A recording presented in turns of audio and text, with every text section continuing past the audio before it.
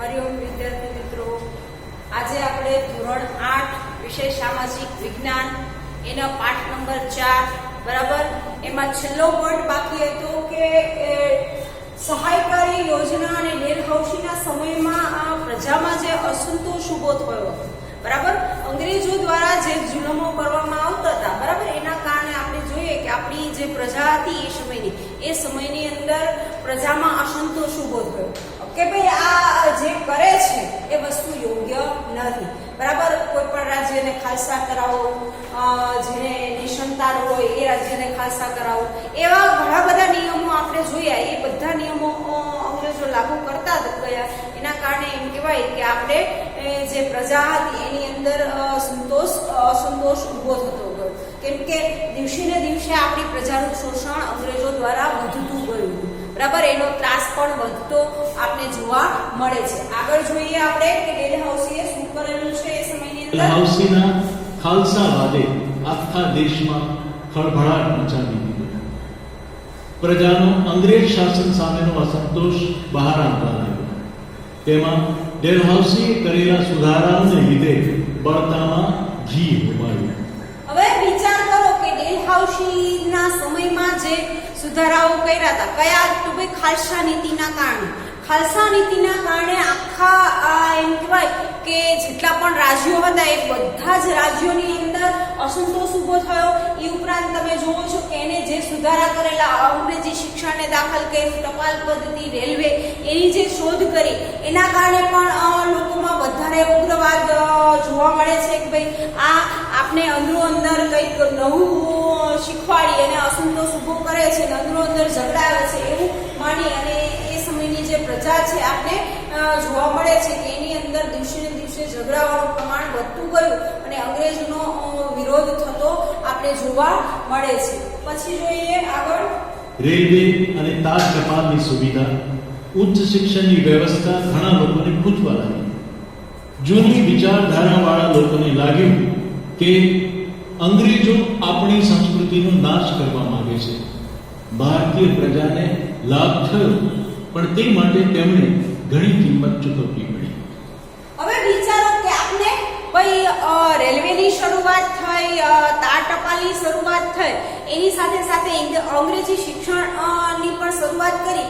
એના હિસાબે આપણે લાગે કે આપણે ઘણો બધો ફાયદો થયો છે બરાબર. હકીકત એ જ છે કે ઘણો બધો ફાયદો થયો છે, એની સાથે સાથે આપણે ઘણી બધી કિંમત પણ ચૂકવવી પડી છે બરાબર. એ સમયની અંદર ઘણા બધા લોકોએ કહી શકીએ કે એની અંદર આ જે પણ વસ્તુ થતી હતી અંગ્રેજો દ્વારા એનો વિરોધ કરવામાં પણ ઘણો યોગદાન આપેલું આપણે જોવા મળે છે.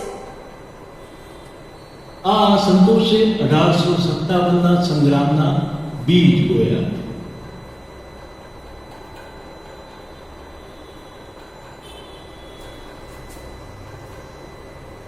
હવે તમે જોઈ શકો છો કે આ પાઠની અંદર આપણે પ્રજાની અંદર અસંતોષ ઉભો થયો.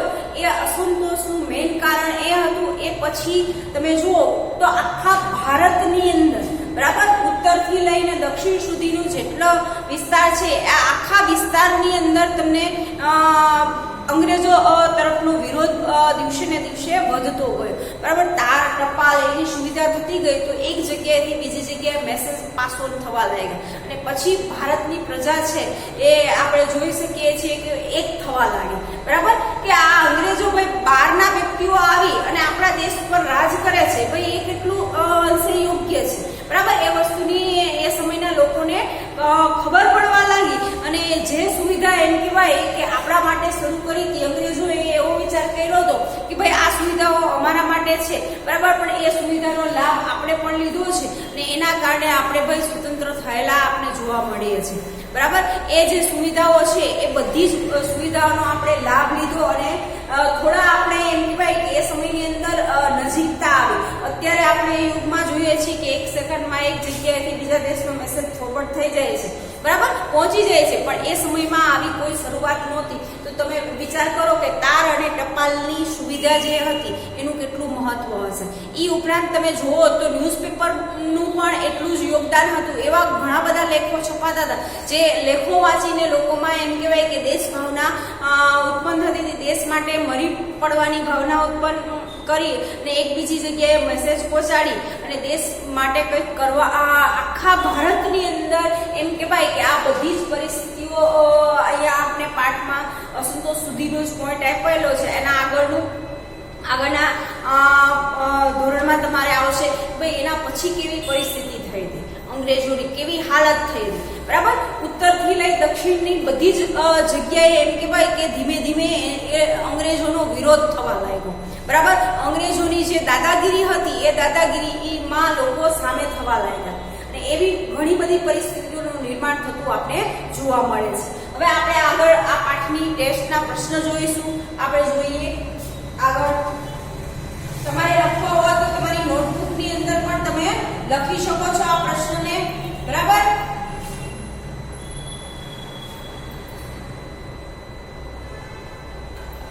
સાથે તમે લખતા જશો તો આસાનીથી તમે લખી શકશો.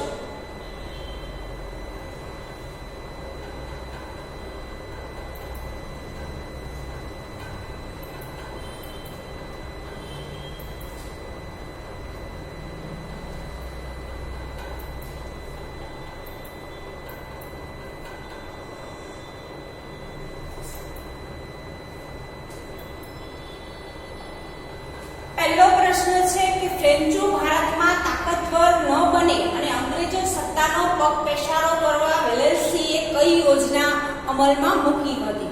તો દ્વિમુખી શાસન પદ્ધતિ, સહકારી યોજના, વિસ્તારવાદી નીતિ કે તટસ્થ નીતિ? આગળ આપણે જોઈએ તો એનો જવાબ આવશે સહકારી યોજના. બરાબર, કઈ યોજના અમલમાં મૂકી હતી? તો સહકારી યોજના. ખાસ યાદ રાખજો. આગળનો પ્રશ્ન જોઈશું. જ્હોન સોર કોનો અનુગામી હતો? વોરન હેસ્ટિંગનો, વિલિયમ બેન્ટિંગનો, વેલેસ્લીનો કે કોર્નવોલિસનો? જવાબ જોઈએ તો કોર્નવોલિસનો. આગળ જોઈએ પ્રશ્ન નંબર 3. ટીપુ સુલતાન અને અંગ્રેજો વચ્ચેની લડાઈ કેટલા વર્ષ ચાલી હતી? પહેલો જવાબ છે 6 વર્ષ, 4 વર્ષ, 3 વર્ષ કે 5 વર્ષ? જવાબ જોઈએ તો 3 વર્ષ. ટીપુ સુલતાન અને અંગ્રેજો. બરાબર, ટીપુ સુલતાન મેં તમને કીધું કે દક્ષિણની અંદર મૈસૂરનો એ વાઘ ગણાતો હતો. બરાબર, મૈસૂર જે સિટી છે હાલની અંદર પણ મેં પાઠ જ્યારે સમજાવ્યો ત્યારે કીધું હતું કે જ્યારે પણ તમારે જવાનું થાય દક્ષિણની અંદર તો મૈસૂર શહેરનો ખાસ મુલાકાત લેતો. એ શહેરની અંદર ટીપુ સુલતાનનો પેલેસ પણ આવેલો છે. એ પેલેસની અંદર મ્યુઝિયમ તરીકે એમ કહેવાય કે માહિતી આપણે જોવા મળે છે. તો એ પણ માહિતી તમે જોઈને એ સમયની તમે માહિતી મેળવી શકશો. બરાબર, તો એ પણ મેળવજો. એટલે 3 વર્ષ સુધી અંગ્રેજો સામે એની ટીપુ સુલતાનની લડાઈ ચાલી હતી. આગળ જોઈએ પ્રશ્ન. કોના પ્રયાસોથી અંગ્રેજો ઈસ્ટ ઇન્ડિયા કંપની મુગલ શહેનશાહ જહાંગીર પાસેથી ભારતમાં વેપાર કરવાનો પરવાનો મેળવવામાં સફળ થઈ? બરાબર, વોરન હેસ્ટિંગના, સર થોમસ રોના, કોર્નવોલિસના કે વિલિયમ બેન્ટિંગના? જવાબ જોઈએ આપણે તો કોર્નવોલિસના. પ્રશ્ન નંબર 5. ભારતમાં આધુનિક ટપાલ પદ્ધતિની શરૂઆત કોના સમયમાં થઈ?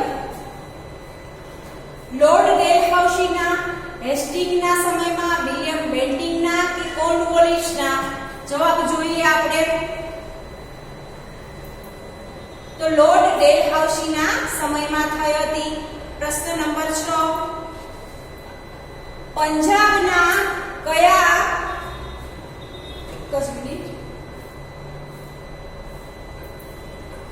અંગ્રેજોની કઈ નીતિ અનુસાર કંપની સરકારે ભારતના રાજાઓનું રક્ષણ કરવાની જવાબદારી સ્વીકારી હતી? તો દ્વિમુખી શાસન, સહાયકારી, વિસ્તારવાદી કે તટસ્થ નીતિ? તો સહાયકારી યોજના આવશે. પંજાબના કયા શાસકના સમયમાં પંજાબના વહીવટમાં દખલગીરી કરવાની હિંમત અંગ્રેજોએ કરી શક્યા નહોતા? તો મહારાજા રણજીતસિંહ, મહારાજા અરવિંદસિંહ, મહારાજા બહાદુર શાહ જફર કે મહારાજા ઔરંગઝેબ? આ વસ્તુ મેં કીધી હતી, ખાસ યાદ રાખજો કે પંજાબમાં એ સમયનો રાજા મહારાજા રણજીતસિંહ. બરાબર, જવાબની અંદર આપણે ખબર જ છે કે મહારાજા રણજીતસિંહ પંજાબની અંદર જ્યારે શાસન કરતા હતા એ સમયે એના વહીવટની અંદર અંગ્રેજો કોઈ પણ જાતની દખલગીરી કરી શક્યા ન હતા. બરાબર, આ વસ્તુ ખાસ યાદ રાખજો. આગળનો પ્રશ્ન જોઈએ.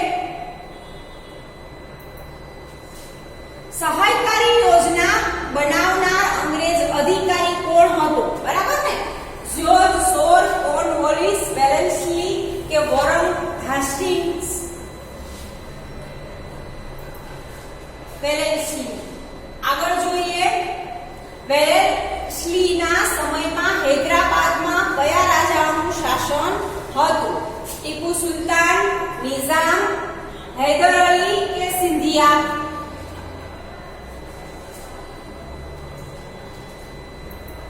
તો હૈદરાબાદની અંદર નિઝામ રાજાનું શાસન હતું એ સમયની અંદર. બરાબર, વેલેન્સીના સમયની અંદર નિઝામ રાજા હતો હૈદરાબાદમાં. આગળનો પ્રશ્ન જોઈએ.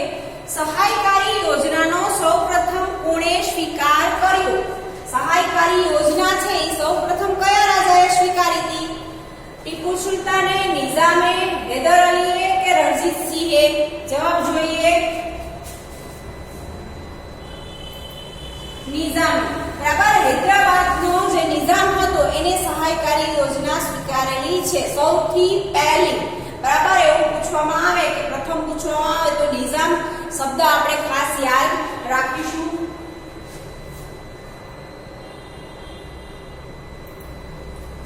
વિધવા પુનઃવિવાહ ધારો કયા ગવર્નર જનરલના સમયમાં અમલમાં આવ્યો? તો એની અંદર ડેલહાઉસી, વેલેન્સલી, વિલિયમ બેન્ટિંગ કે હેસ્ટિંગ? બરાબર, આ જવાબ યાદ રાખવાના છે. જોઈએ આપણે જવાબ કયો આવે છે. કોના સમયમાં વિધવા પુનર્વિવાહનો અમલ આવ્યો હતો? તો ડેલહાઉસીના સમયમાં આ ધારો એમ કહેવાય કે અમલમાં આવેલો આપણે જોવા મળે છે. પછીનો પ્રશ્ન જોઈએ. કયા મરાઠા શાસકના મૃત્યુ બાદ મરાઠા સંઘ વચ્ચેના ઝઘડાઓના લાભ વેલેન્સલીએ ઉઠાવ્યા? તો નાના ફડણવીસના સમયમાં, રાજા રામમોહન રાય, માધવરાયના સમયમાં કે શિવાજીના સમયમાં? જવાબ જોઈએ આપણે. તો નાના ફડણવીસના સમયમાં મરાઠા શાસકના મૃત્યુ બાદ મરાઠા સંઘ વચ્ચે ઝઘડાઓ થવા લાગ્યા. બરાબર, નાના ફડણવીસ હતા ત્યાં સુધી ઝઘડાઓ થતા નહોતા. જેવા એ મૃત્યુ પામ્યા પછી ભાઈ ઝઘડાઓ શરૂ થયેલા હતા.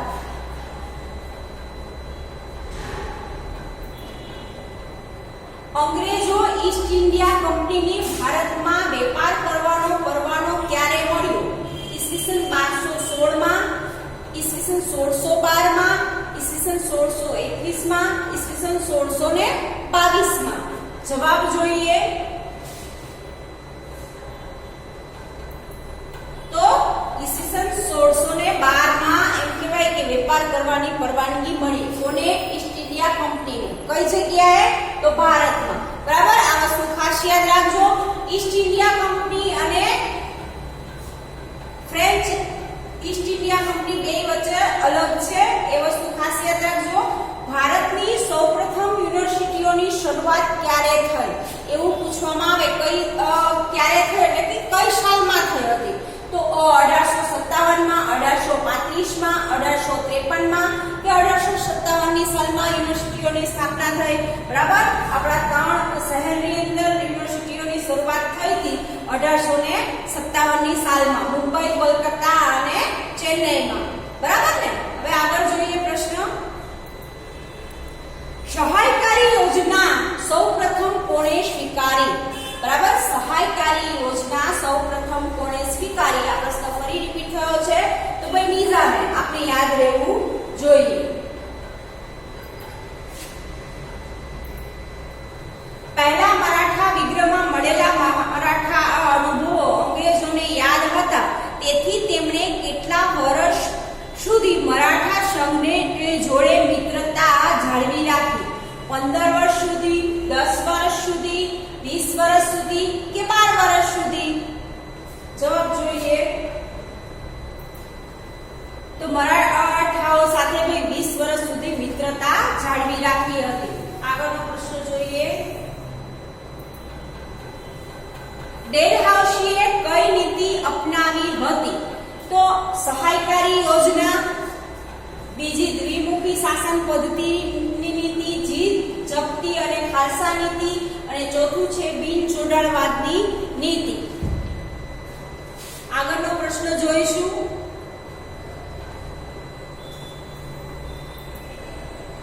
ભારતમાં સૌપ્રથમ રેલવે કઈ સાલમાં શરૂ થઈ? તો 1583, ઈસવીસન 1385, ઈસવીસન 1835. જોઈએ આપણે જવાબ. 1853 મુંબઈમાં ભારતમાં સૌપ્રથમ રેલવેની શરૂઆત થઈ હતી, મુંબઈથી લઈને થાણા સુધી. બરાબર, આ વસ્તુ પણ જોડે જોડે યાદ રાખવાની છે, સાલ યાદ રાખવાની છે ને બરાબર. શેની શરૂઆત થઈ હતી? તો રેલવેની. બરાબર ને? આગળ જોઈએ પ્રશ્ન.